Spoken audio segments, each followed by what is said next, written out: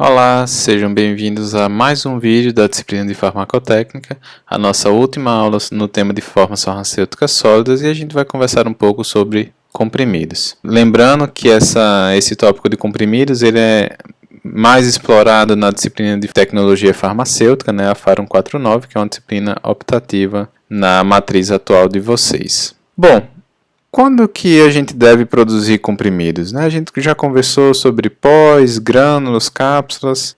Por que não fazer tudo em cápsulas? Então, aqui a gente apresenta para vocês alguns pontos, como a precisão de dose, a conservação, rapidez na obtenção, a economia, a via de administração, volume reduzido e apresentação. Quanto à precisão de dose, os comprimidos possuem dose mais precisa mesmo do que cápsulas, que, quando produzidos industrialmente, possuem uma boa precisão de dose. Quanto à conservação, quando comparado às cápsulas, que seriam os seus concorrentes diretos, em aspas, os comprimidos apresentam vantagem uma vez que a gelatina das cápsulas pode absorver a umidade e gerar algum tipo de contaminação microbiana, enquanto que para os comprimidos essa possibilidade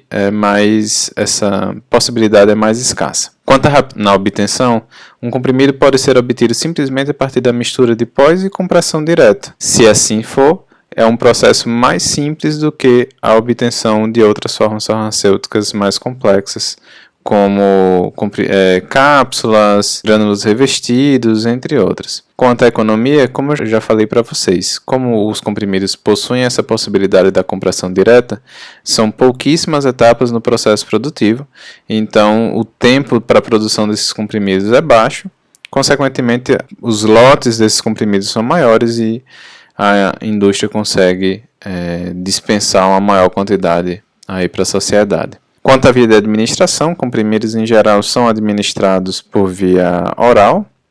Antigamente nós tínhamos o que chamava-se de comprimidos hipodérmicos, que eram formas praticamente como nós utilizamos os pós injetáveis hoje, com a diferença de que os frascos naquela época eram bem semelhantes a um frasco do que a gente tem de vitamina C hoje.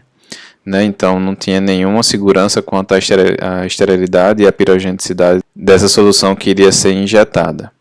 Os comprimidos possuem volume reduzido, então o transporte, tanto do ponto de vista industrial, da indústria para os centros de distribuição, quanto dos usuários para transportar durante a rotina do dia a dia, é fácil. E a apresentação, os comprimidos em geral são bem identificados, os blisters ou os envelopes possuem a descrição do medicamento ou da molécula ativa a ser utilizada.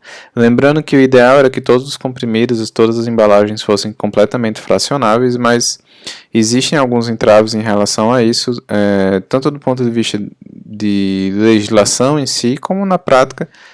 Quanto às desvantagens, os comprimidos também possuem algumas. Então a gente cita que a instabilidade em meio com grande quantidade de oxigênio ou umidade, a necessidade de revestimento em caso de matérias-primas higroscópicas, a gente já comentou lá na aula de pós, sobre o uso de materiais higroscópicos. Podem possuir baixa solubilidade, principalmente quando lubrificantes ou deslizantes são adicionados à formulação. Na escala industrial, essa adição desses componentes é mais requisitada, uma vez que não há praticamente contato do manipulador com as matérias-primas, então os pós precisam fluir bem e não se segregar. Então esses dois tipos de recipientes são essenciais para que isso aconteça.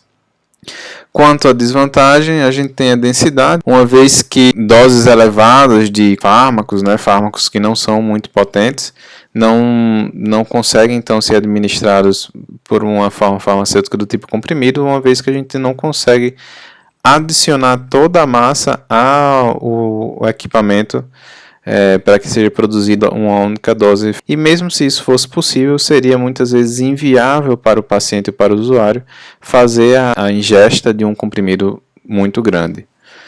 Então as doses elevadas elas não são muitas vezes viáveis utilizando um comprimido. Às vezes é melhor mesmo fazer o desdobramento e produzir uma cápsula.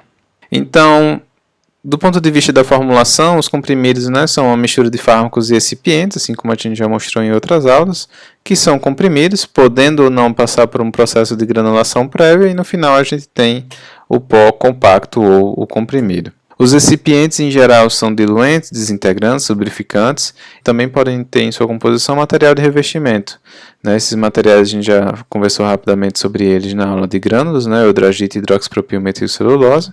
Os lubrificantes, que permitem uma passagem melhor dos pós por entre os maquinários, os desintegrantes que facilitam a desintegração do comprimido uma vez administrado, e os diluentes que dão massa ao comprimido quando necessário. Então, no processo de compressão direta, nós temos a mistura dos pós acontecendo em agitadores do tipo V, do tipo Y, normalmente. Esses pós vão, então, para uma máquina de compressão, que pode ser uma máquina de compressão cilíndrica, como aqui é apresentada, ou uma excêntrica, né, que está relativamente em desuso devido à menor capacidade de produção. Então, ao final desse processo, nós obtemos os comprimidos. Quando essa compressão direta não é viável, então é realizada a granulação, que pode ser feita por via seca ou por via úmida. Esses granulados, então, são encaminhados para as máquinas de compressão e a gente obtém os comprimidos. Então, como decidir em produzir um comprimido por compressão direta ou por granulação prévia? Né? Então, a primeira discussão é sobre o custo. O custo da compressão direta é mais barato. No entanto, se o comprimido apresenta uma alta friabilidade, ou seja, está se desintegrando muito fácil, mesmo com o transporte, e seja necessário, por exemplo, um processo de revestimento como um drageamento para que o comprimido mantenha sua estrutura, o custo do drageamento pode ser mais alto do que o da granulação prévia. Em relação às doses, a produção de grânulos previamente pode facilitar com que a precisão da dose seja maior, né, uma vez que há um controle de processo no processo de granulação, né, e esse grânulo somente após aprovado que vai para o processo de compressão. Observando um outro ponto, né, quanto aos adjuvantes da formulação, uma compressão direta exige menos adjuvantes, né, ou pelo menos a não adição de um agente aglutinante, né, o que em geral é um solvente e um outro componente. As variáveis dentro do processo também são menores quando a gente compara a compressão direta em relação à granulação prévia, uma vez que são menos etapas realizadas na granulação prévia.